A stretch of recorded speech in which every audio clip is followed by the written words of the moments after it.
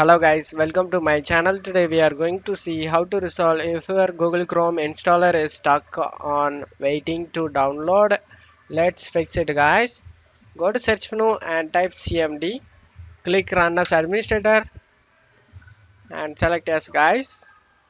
Now in this command prompt window you just need to type ipconfig space slash flash flush dns.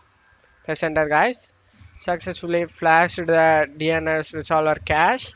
Now you just need to type netsketch space winsock space reset. Press enter guys. Successfully reset the Winsock catalog. You must restart the computer in order to complete the reset.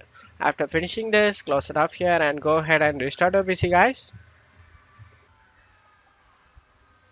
After restarting your PC, in case if you're still having an issue, then you just need to check my video description for this download link guys.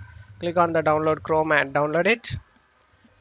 The issue might be with it's having an issue connecting with the server while it attempting to download the updates for the smaller download. This is the full installer guys, which is why we are downloading like this installer.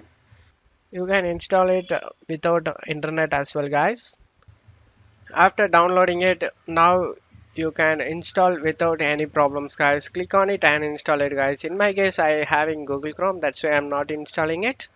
You can install it without any problems guys. That's it for today's video guys. Give me a like and subscribe. Thank you.